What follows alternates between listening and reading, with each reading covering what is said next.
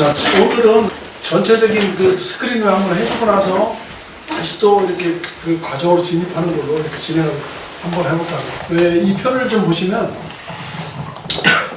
약칭해서 도정법상의 재건축 재개발이 진행 절차도라고 만들어 놓은 게 있어요. 이걸 내가 만드는 지가 거의 한 십몇 년이 됐는데 계속 뜯어 고쳤어요. 잘 보시면은 디테일하게 정리가 되어 있는데 한번 들어보세요.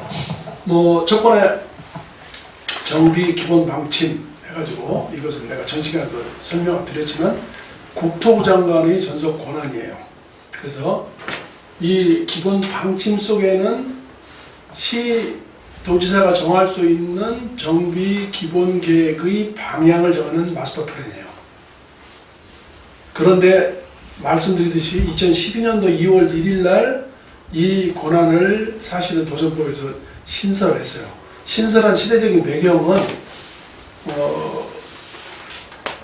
재건축 재개발 사업 외에도 이명박 시장이 들어오면서 광역 재개발을 위한 사업을 해서 재정비 촉진사업이 들어왔다고 설명을 드린 바 있어요. 그래서 우리는 그거를 도시재정법의 시행이라고 하는데 2006년도 7월 1일부터 시행을 했어요. 그래서 쭉 진행을 해와서 화랑새를 이주하다가 2011년도부터 사업이 거의 안 되고 찌그러들고 그러면서 직권이 해제되고 일몰제 걸리고 이런 시스템을 만들면서 사실은 이게 사업을 활성화시키기 위한 방침으로 만들어 놓은 게 아니고 좀 더 축소시키고 줄이려고 하는 방침으로 만들어 놨어요. 그리고 이 법 조문 3조를 나중에 들어가서 찾아보시면 되지만 기본 방침을 정하도록 어디 방침? 기본 계획을 수립하는데 그리고 시행령에도 있었는데 한 번도 시행령을 아직까지도 만들질 않았어요. 손대고 있지 않다가 이번 정부의 그 대선 공약에서 신도시 5개 재건축에 대한 부분이 논의가 되면서 실제로 정부 중앙정부에서는 시 특별시장, 광역시장, 도지사한테 정비 기본계획만 맡겨놔가지고는 통제가 안 되고 또 여러 가지 그런 부분이 있겠다 싶어서 묵혀두었던 칼을 꺼냈던 거죠. 그러면서 이걸 다시 만들려고 하다 보니까 초창기에 그 작년 8월 16일 국토부 장관 잘 보시면은 이때까지도 방향을 전혀 못 잡아요. 그래서 계획을 잡는데 2년이 걸린다 어쩐다 해가지고 난리가 났었죠. 그러면서 이제 점차적으로 궤도에 진입을 해서 정비 기본 방침을 하고 정비 계획을 손질을 해서 투어트랙으로 가겠다라고 했던 것이 국토부의 입장이고 거기에 이제 더 나아가서 면적이 확대돼서 신도시 외에도 수도권 택지지구하고 지방 거점 도시까지 포함해서 수립을 하겠다고 하면서 그럼 과연 도정법상에 있는 정비 기본 방침이냐 아니면 노후 계획도시 특별법에 의한 기본 방침이냐가 명확하지 않은 상태에서 어쨌든 기본 방침하고 정비 기본 계획을 두 가지를 고쳐서 투트랙으로 가겠다라고 두리뭉실하게 일단 얘기했지만 어쨌든 기본 방침은 기본 계획을 수립하는 목표다, 바로메트다 이렇게 보시면 돼요. 그래서 제가 설명드렸듯이 분당 신도시의 재건축을 하나만 뜯어놓고 보더라도 재건축을 할 수 있느냐 없느냐를 논한다는 것은 여러분들한테 말씀드렸듯이 모든 사업장에서 기본계획부터 먼저 확인해 봐라 라고 말씀드렸어요. 그래서 인구 50만 이상의 대도시의 경우는 도지사의 승인 받지 않고 독자적으로 만들 수 있어서 분당 같은 경우는 성남시 2030 정비 기본계획을 수립을 할 수 있었음에도 불구하고 수립되어 있었음에도 불구하고 그 기본방침 본보고서에 보면은 이제 30년이 됐으니까 기본계획을 변경해서 사업을 추진해 나가겠다라고 박아놨음에도 불구하고 정부에서는 이제 그 후에 시장 바뀌고 우왕좌왕하면서 국토부 장관은 기본 방침이 있어야 된다고 우겼던 거죠. 이렇듯이 이 양자는 서로가 위계상으로 보면 상위 개념이에요. 아직까지 그래서 이 기본 방침을 법에서 정해놓으면요, 여러분 이걸 하셔야 돼요. 국토부장이 방침을 정해놓으면 그냥 되는 게 아니에요. 국토부에서 방침을 만들 사람이 없어요. 국토부에 있는 직원들이 이제 어떻게 수립하도록 계획을 세워야 될 거다 해서 용역을 발주하게 돼요. 그 국토부에서는 작년 10월경에 용역을 발주를 이제 한 걸로 제가 알고 있어요. 기본 방침을 수립을 하면은 용역을 받아서 한 1년 이상 걸릴 거로 보는데, 여러분도 보다시피 기본 계획도 책자가 이렇잖아요. 서울시 같은 경우는 주거환경개선사업 따로, 재개발사업 따로, 공동주택 따로, 용역 보고서가 이것도 이제 그렇게 만들겠다는 거예요. 거기에 동시에 필요한 것은 뭐냐? 기본 계획은 수립되어 있는 곳은 변경을 해서 추가로 정부 예정구역을 포함시키고, 산본시의 경우에는 그 신도시 같은 경우는 기본계획 권한이 없죠. 도지사의 승인을 받아가지고 요번에 지금 정비 기본계획을 수립 중에 있다, 이렇게 보시면 돼요. 수립도 역시 마찬가지로 용역을 발주해서 산본시에서 용역이 나와야지 그 용역 책자를 갖고 이제 정비 기본계획 책자가 있어요. 그런데 이제 문제는 정비 기본 책자의 부분은 여기서 보면은 정비 기본 방침 밑으로 정비 기본 계획의 입안 가로를 변경했는데, 이 취지는 정비 기본 계획의 여기 입안은 사실은 수립이라는 의미와 같아요. 그런데 여기서 행정법상에 이제 차이가 있긴 한데 입안이라고 써놓긴 했는데 이거 수립이라고 이해를 하시면 돼요. 수립된 것을 변경하려고 해도 또한 같다 라고 보시면 되는 거예요. 이 절차가 밑에 쭉 나오죠, 이 절차가. 물론 경면 변경은 일부 도시계획 심의를 빠지고 그러기 때문에 그 부분 나중에 보시면 기본 방침 그 밑으로 기본 계획이 이렇게 있다 라고 보시면 돼요. 그래서 결국 기본 계획을 수립하거나 분당 같은 경우에 그 신도시를 집어넣으려면 2030 성남시 정비 기본 계획을 변경해 가지고 추가로 집어넣어야 되겠죠. 그렇죠? 그 부분은 변경은 아무래도 수립보다는 쉽지. 이렇게 해서 만들어 놓으면은 우리는 이 구역에 들어있는 것들을 정비 예정구역이라고 표현해요. 그런데 정비 예정구역이라고 표현하고 기본 계획이 수립되어 있다 라고 하는데, 용어상으로 보면 정비 예정구역은 가운데 있는 예정을 빼면 정비구역이 되는 거예요. 그 구역이 되는 것은 그냥 되는 게 아니고 이제 별도로 이 절차를 쭉 거쳐야 된다는 거죠. 근데 이 정비 기본계획 예정구역에서 정비구역으로 가는데도 20년이 걸리는 데도 있어요. 재수없으면. 음마아파트 같은 경우 아직도 확정이 안 됐죠. 이게 2003년도에 추진위원회 구성이 됐는데 아직도 정비계획이 고시가 안 돼 있어요. 그래서 우선 정비 기본계획이 수립이 돼서 고시가 됐다 하더라도 여기서 바로 정비계획으로 넘어가는 게 아니에요. 설명드렸듯이 이건 여러 번 설명을 드리는데, 재건축의 경우에는 당연히 안전진단을 거쳐야 되고, 재개발의 경우에는 사전 타당성 검토를 거쳐서 거기에 주거정비 지수하고 이런 것이 통과가 돼야지만 정비계획 2번으로 넘어가게 된다. 그런데 최근에 서울시 같은 경우는 신속통합기획을 새로 만들어서 주거정비 지수를 없애고 사전 타당성 검토를 약칭해가지고 바로 정비계획으로 가서 빨리 단축시키겠다라고 하는 정비, 중앙지방정비 계획입니다. 여기서 말씀드리고 싶은 것은 2023년도 1월 5일 날 안전진단 기준을 개정을 한 이유는 좀 더 편하게 정비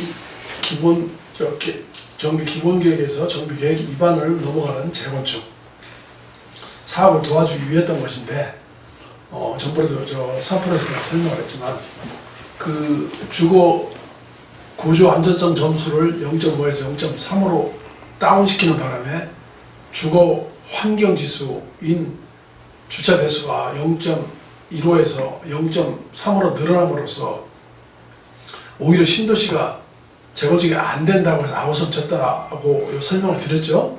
그거에 따라서 노후 계획도시 특별법에서는 당연히 그래서 이 부분을 보강하기 위해서 안전진단을 완화 또는 면제하겠다고 하는 특별 규정을 두게 된 거예요. 그 시대적인 배경이 이런 안전진단 기준 개정하고도 맞물려 있다 이렇게 보시면 될 거예요. 그래서 정비 기본 방침, 정비 기본 계획, 위수립, 변경 그 밑으로 가지쳐가지고 한쪽으로는 신속통합계획, 한쪽으로는 안전진단을 통과하게 되면 비로소 가는 게 뭐냐? 정비계획 위반 시스템으로 넘어가는 거예요. 그래서 안전진단을 통과하게 되면은 우리 법조문 12조에 보면은 정비사업을 시행할 수 있도록 한다. 이런 조문이 나와요. 사업 시행을 할 수 있도록 한다는 것은 정비계획 위반으로 넘어가겠다. 이런 취지고. 그래서 이렇게 넘어오면은 정비계획 위반을 제한하게 된다. 이렇게 진행을 해서 위반 제한을 하게 되면은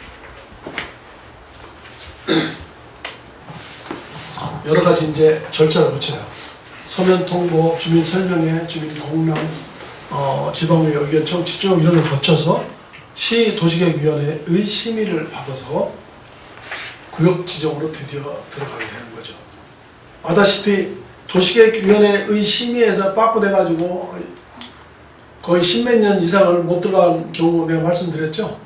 도시계획 심의가 전과의 보도처럼 칼자로 휘둘러가지고 고통을 많이 받기도 하고 그러는데 어쨌든 이 도시계획위원회에서의 심의는 기본적인 골격, 높이, 건폐율 이렇게 큰 도시계획의 차원에서 정리를 한 거고요. 이 얼추 대략적인 정비계획이 나오게 되면은 이 정비계획을 가지고서 이제 그 이후로 건축 심의로 들어가게 돼요. 건축 심의에서는 정비계획에 세워놓은 이 계획들이 과연 실효성이 있는지 실질적으로 인센티브 규정을 정해놓고 이 규정에 따라서 세대수가 얼마나 나오는지 이런 것들을 디테일하게 정하는 건데 이렇게 정비계획이 신청을 해서 말씀드렸죠. 정비계획 위반권자는 시장, 군수, 구청장이에요. 여기서 말하는 구청장은 자치구청장이죠. 그래서 이 자치구청장이 지정권자인 서울시장한테 요청을 해서 신청을 해서 심의를 거쳐가지고 하게 되는 거다 이렇게 보시면 되고 반면에 신도시특별법인 노후계획특별법은 정비구역 특별정비구역 지정자를 구청장으로 보고 있다는 거죠. 내가 정부 시간에 얘기를 했죠. 그래서 이게 노원이나 상계 또는 목동에는 지정되기가 어렵다. 왜? 역차범위 문제가 있고 나머지는 20년이 돼도 못하는 데도 있고 그런데 다른 데는 서울시장이고 옆에 동네는 구청장이 한다고 하면 되겠어요? 그래서 저는 사실은 이제 그 부분은 서울시를 제외한 나머지 수도권 택지지구나 뭐 기타 지역들이 해당이 될 거다 이렇게 설명을 드린 바 있고 기본 계획이 확정이 되고 나면 우리는 정비 예정구역이라고 했어요. 그리고 정비구역 지정고시가 되면은 이 날짜가 바로 법정 권리산정 기준이래요. 특별한 규정이 없더라도 이 날짜에 지분 쪼개기나 또는 뭐 신축을 짓는다든가 해서 토지 등 소유자의 수가 늘어나게 되면은 그 다수의 신청자가 있음에도 불구하고 1인을 분양 대상으로 본다라고 하는 것이죠. 다만 여기서 유의할 점은 정비 기본계획에서 예정구역이 나오는 거하고 마지막까지 구역 지정되면 당연히 행위 제한이 걸리고 권리산정 기준일이 그 날짜가 되는데 투기를 억제하기 위해서 법조문에는 그렇게 되어 있어요. 권리산정 기준일은 정비구역 지정 고시일로 못해 시도지사가 따로 정하는 날에는 그 날짜를 권리산정 기준일로 정하고 이를 공보할 수 있도록 하고 있어요. 그것은 무슨 뜻이냐면은 법조문을 보면은 그렇게 막연하게 되어 있는데 이것을 구체적으로 볼 때 실무적으로 보면은 그 고시일 전에 권리산정 기준을 정하게 된다는 거 그렇게 이해를 하시면 되겠어요. 행정 목적을 달성하기 위해서 여기까지는 다 아실 거예요. 그러고 나서 이 정비구역을 지정고시하게 되면은 우리는 이 지역을 정비구역이다 라고 표현하고 그 구역에 있는 사업을 정비사업이라고 칭한다 라고 이해를 하시면 됩니다. 그래서 우리 동네는 재건축 사업장이야. 재건축 사업이야. 그러면은 기본계획을 통해서 정비 계획을 통해서 구역지역이 확정이 됐구나. 정비 사업으로 됐구나. 이렇게 이해가 된다는 거죠. 그러고 나서 구역지역이 되면은 여러분도 잘 아다시피 토지등 소유자의 수가 확정이 돼요. 토지등 소유자의 수는 뭐냐면은 조합 설립이 되기 전까지의 소유자들을 말하는 거예요. 그런데 특성상 재개발 사업은 단독주택을 대상으로 하고 재건축 사업은 공동주택을 대상으로 하고 있어요. 물론 2012년도까지는 단독주택 재건축도 있었습니다만 지금은 이제 사라져버렸죠. 경과조치에 지금 진행되고 있는 것도 있지만 따라서 재개발은 단독, 재건축은 공동주택으로 이해를 하시면 되고, 그리고 토지등 소유자의 자격을 갖추려고 한다면 재개발은 토지 또는 건축물 소유자 또는 그 지상권자 이렇게 되어 있어요. 그래서 토지 소유자도 되고 건축물이 소유자도 되고 토지 위에 설정되어 있는 지상권자도 토지등 소유자의 수에 계산이 된단 말이죠. 그런데 여기는 조건이 있어요. 아무나 되는 게 아니에요. 또 건물을 짜게가지고 토지하고 건축물을 분리하게 되면 안 되겠죠. 그래서 그 기간을 정한 게 권리산정 기준이에요. 그 기준이 넘어서 쪼개면은 안 된다라는 거고, 그럼 언제냐? 그 전에 쪼개서 해야 되는데 그 전에는 언제냐? 그것은 내가 말씀드렸듯이 별도의 시도조례에서 규제를 하고 있어서 그 조항들을 찾아가는데 아마 상당히 시간이 많이 걸려요. 이 사람들이 토지등 소유자의 수가 되고 재건축은 공동주택을 대상으로 하기 때문에 건축물 및 그 부속 토지 소유자 이렇게 표현하고 있어요. 여기서 말하는 건축물은 건축법상의 건축물이고 건축물은 큰 개념이에요. 그래서 주택이나 아파트나 뭐 이런 것도 되겠지만은 또 건생도 될 수도 있고 여러 가지 구조물도 될 수 있다라고는 큰 개념인데 상가도 포함이 될 수도 있고, 그래서 건축물이라고 표현을 하고 있어요. 그런데 재건축은 그렇게 표현하고 재개발은 달리 표현하고 있는데 여러분들은 그 개념을 이해를 하셔야 되고, 재개발의 경우에는 지상권자는 쭉 같이 가서 소유자로 짜게 가지고 계산 다 하고 있다가 나중에 관리처분을 할 때 사라져버려요. 법조문을 잘 보시면은 시행령에 토지등 소유자를 가로 열고서 지상권자는 이하 삭제한다고 그래가지고 이하 같다 써놔가지고 그때부터 사라지게 되고, 재건축에는 그런 개념이 없죠. 두 개를 다 소유하게 되니까. 그래서 이 사람들이 쭉 진행돼 갖고 와가지고 이제 추진위원회까지는 우리는 이런 사람들을 토지등 소유자라고 표현해요. 동의자 수를 산정하거나 추진위원회 단계에서는 조합원이라는 표현을 쓰지 않고 토지등 소유자라는 개념을 써서 동의자의 산정이나 뭐 동의자 특례 규정이나 이런 걸 두고 있다는 거죠.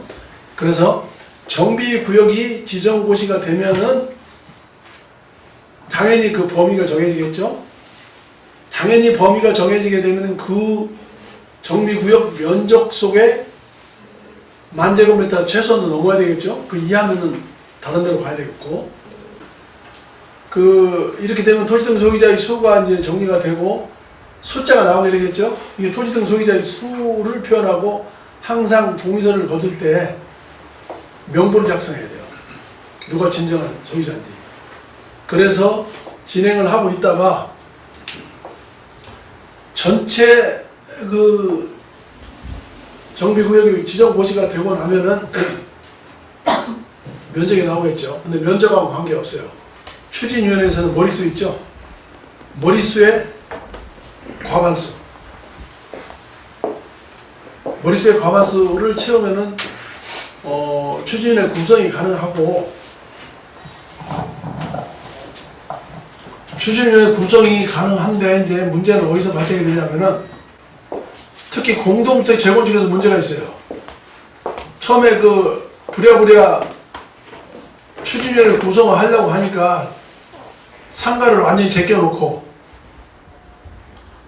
숫자의 개념이 없으니까 거기는 동별이나 상가를 구성하라는 요건이 없어요. 그러니까 상가는 빼놓고 그냥 아파트 소유자들로 합해가지고 산술 평균 해가지고 과반수만 되면 추진위원회 구성이 된단 말이에요. 이게 이제 불씨가 되는 거예요. 니네들 우리 제껴놓고 했지, 두고 보자. 언제 두고 봐야 되죠? 아무 때나 두고 보나? 창립총회 할 때 두고 보는 거지. 창립총회 할 때 상가의 동의율이 과반수가 넘어야 돼. 그래서 아무리 아파트에서 99%가 나왔더라도 상가에서 49%가 되면은 동의를 못 받아요. 인가를 못 받는다. 인가를 못 받으면 어떻게 되죠? 우리 조건 내거는 거지. 그때부터 딱 칼갈로 했다가 우리 아파트 줘. 그리고 종전평가에 3 내지 8배 내놔. 실제로 개포 1, 2, 3, 4에서 거의 뭐 3배에서 4배까지 줬으니까. 이렇듯이 상가의 동의는 상당히 중요해요. 그런데 문제는 뭐냐? 조합설립 인가를 받고 나면은 그때부터는 상가의 별도 동의가 필요 없어. 그렇기 때문에 상가의 사람들은 조합설립을 할 때 끝장을 봐야 돼요. 끝장을 안 보고 가만히 있다가 하게 되면 나중에 쪽수에 밀려가지고 완전히 어렵다. 관리처분에서 매일 밀리니까 관리처분 취소송을 많이 나오는 게 그거예요. 상가에서. 그래서 오늘은 그 얘기보다는 전반적으로 사업 진행의 스토리를 봐가지고 그럼 총회 의결은 어떻게 되는 거냐, 언제 하는 거냐, 이건 어떤 거냐, 이런 까지 얘기를 좀 하면은 추진위원회 구성 자체는 재개발이나 재건축은 과반수다. 정비구역 안에 있는 토지 등 소유자. 재개발은 토지 또는 건축물 소유자 또는 그 지상공사 하나하나 다 따져가지고 카운트를 하고 주택하고 건축을 같이 갖고 있거나 하는 사람은 하나로 보고 마찬가지로 숫자를 내가지고 그 숫자의 과반수. 재건축의 경우에는 상가하고 아파트가 합해가지고 산술평균 내에서 과반수. 그때 조합할 때는 또 달라지죠. 그래서 추진위원회를 구성을 하고 이 추진위원회는 한식인 조직이에요. 이 추진의 목적은 뭐를 추진하는 거냐? 조합 설립을 추진하기 위한 비범사단이에요. 물론 이제 그래서 여기다 뭐 복잡하게 써놨는데 이것은 내가 요건 이 간략한 설명 끝나고 나서 마지막 시간에 디테일하게 설명을 해줄 텐데 추진위원회를 구성한 목적은 조합 설립으로 나아가기 위한 전 단계다. 근데 우리는 이 자를 사업 시행자라고 칭하지 않는다. 그래서 우리 또 도정법 법조문에 보면은 사업 시행자 나올 때는 추진위원회가 해당이 안 돼요. 꼭 쓰고 싶을 때는 추진위원회 또는 사업시행자는 얘기하는 것은 추진위원회하고 사업시행조합하고 같이 적용이 되는 조문이고 사업시행자 나오면 추진위원회에 해당이 안 돼요. 그렇게 구별을 할 수 있어야 되고 이 추진위원회가 조합설립 인정을 받는데 이게 사업의 성패를 가르는 기준이에요. 그래서 특히 통합하는 단지들 이런 현장들은 가장 골치 아픈 사업장이에요. 그래서 이런 사업장들이 조합설립 인가를 받는 것은 그나마 사실은 그 당시 추진위원장이 상당히 심혈을 기울여서 받았다고 보면 돼요. 조합설립에서 좌절하는 경우가 굉장히 많아요.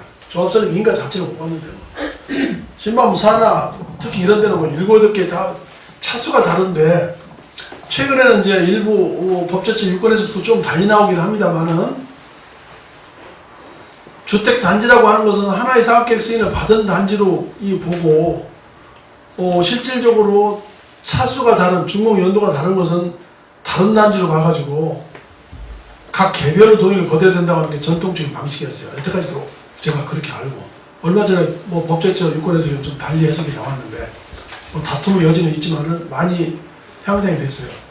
그래서 단지가 여러 개 단지가 있어서 이걸 각자 상가를 동의를 받으려고 그러면 죽었다 깨나도 못 받아요. 왜?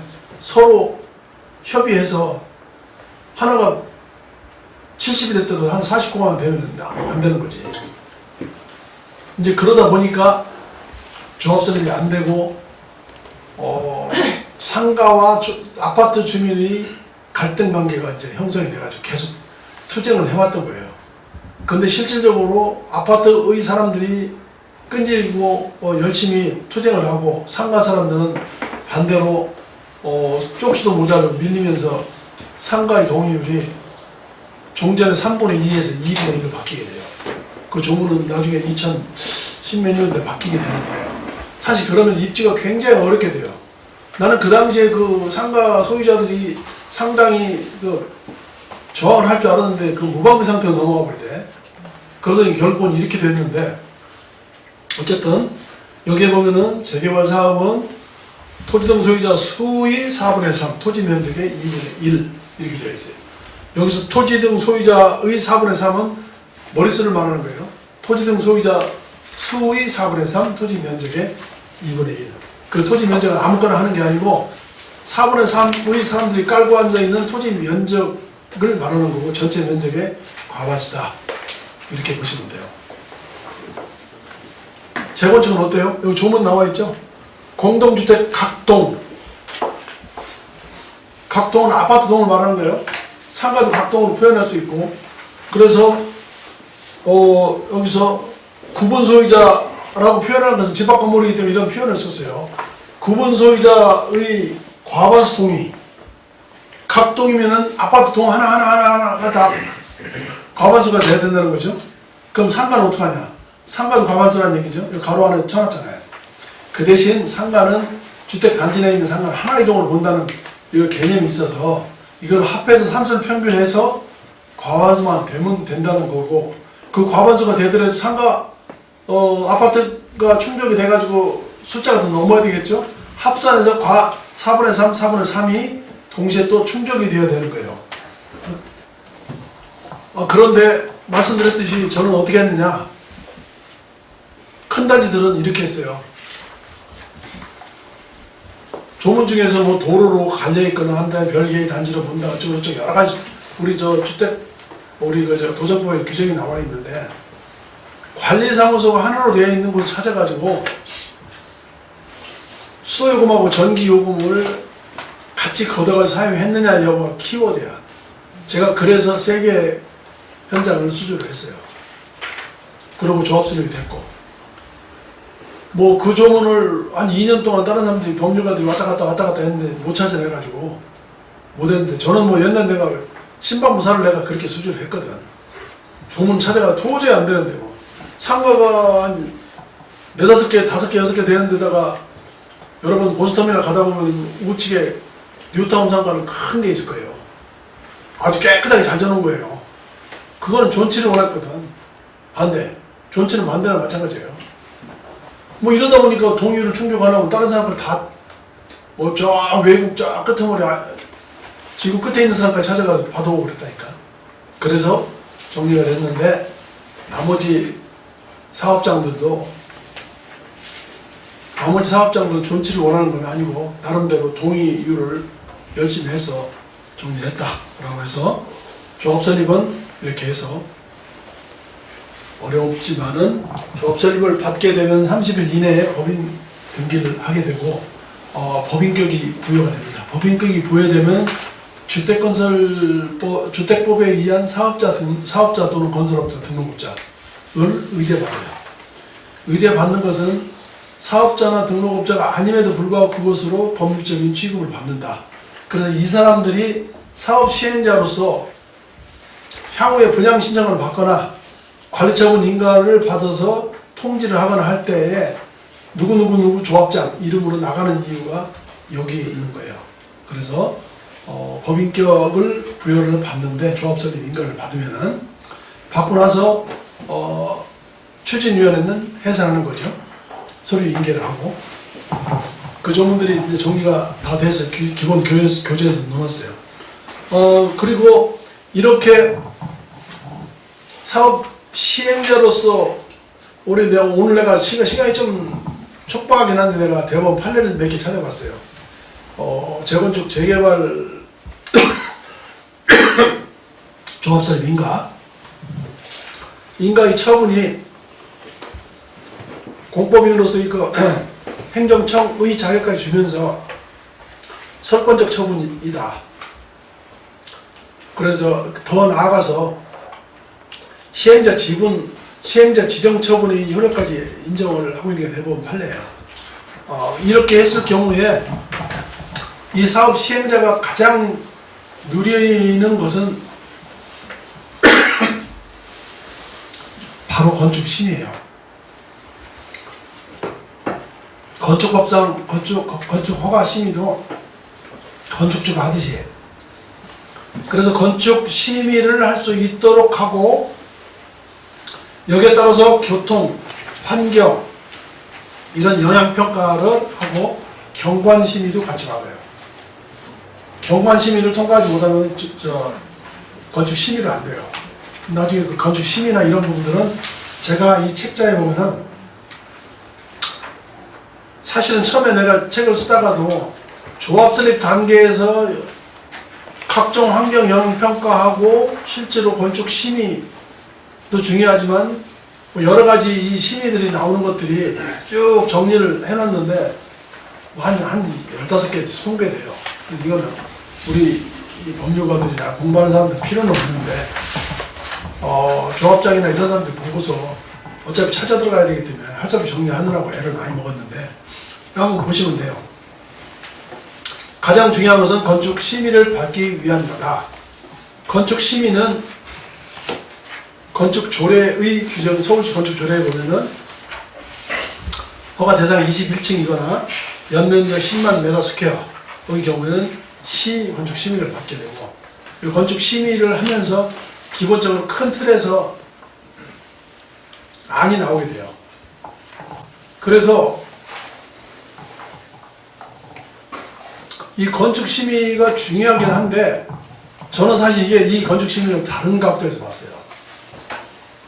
여러분들은 뭐 크게 느낌이 안 올 수 있는데, 건축 심의를 본 것은 때는 바야흐로 2017년도에 내가 건축 심의를 반포 124, 신반부 4지구, 신반부 3자 경남 이쪽 단지 3개를 건축 심의를 하면서 제가 심의한 건 아니지만 서포팅을 했죠. 건축 심의를 빨리 받아야 된다. 건축 심의를 왜 빨리 받아야 된다고 생각해?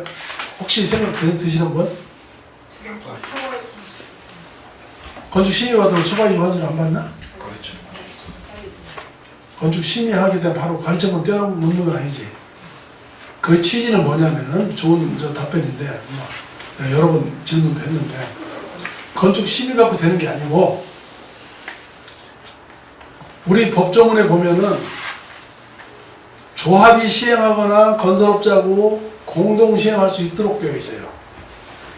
그 조문이 뭐 20몇 조에 나오는데, 재건축이나 재개발이 건설업자나 등록업자하고도 공동으로 시행을 하는데, 당연히 과반수 동의를 받도록 되어 있는데, 언제 받죠?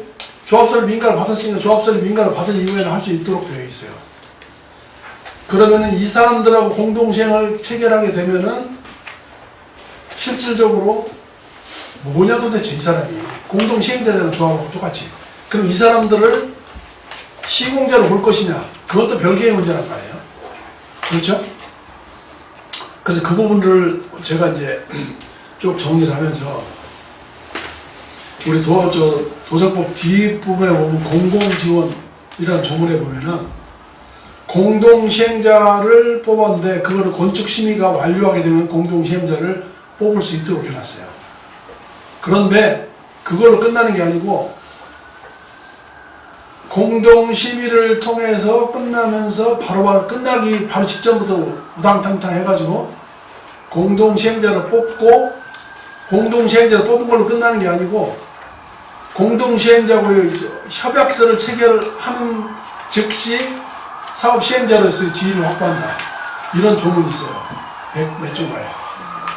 그래서 그 사업시행자로서의 지위를, 시공자로서의 지위를 받게 되니까, 그럼 공사 계약을 체결한 거겠죠?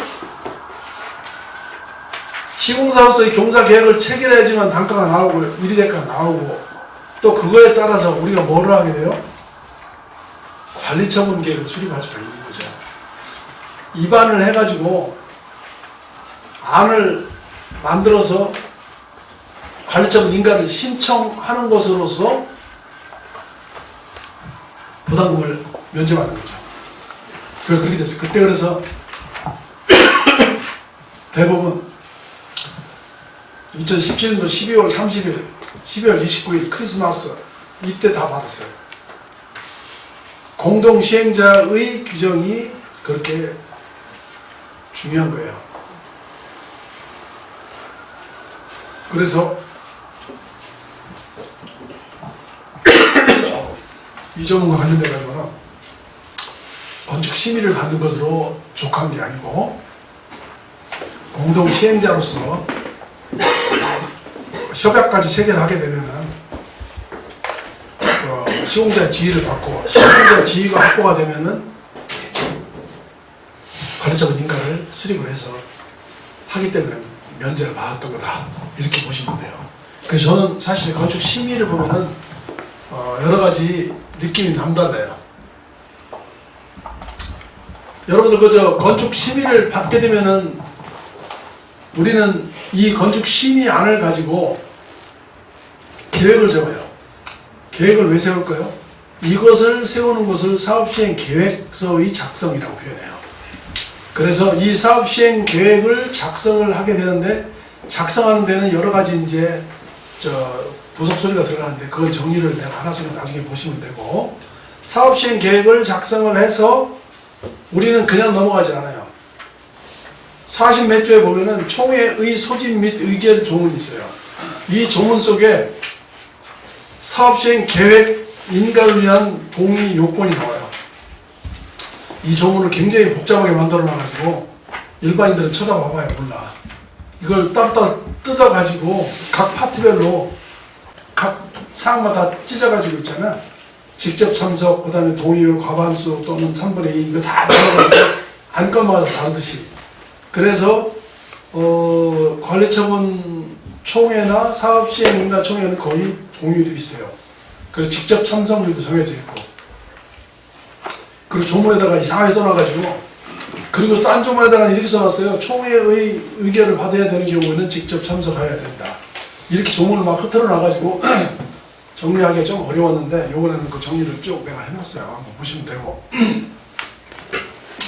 그래서 건축 심의를 받는 것은 사업시행 계획서를 작성하기 위해서 하는 거고 사업시행 계획서를 작성을 하게 되면 지 마음대로 하는 게 아니고 이러이러한 정비 계획에는 이렇게 나와 있고 그래서 우리는 이걸 가지고 건축 심의를 받았는데 내가 열심히 뛰어가지고 좋은 결과를 받았다.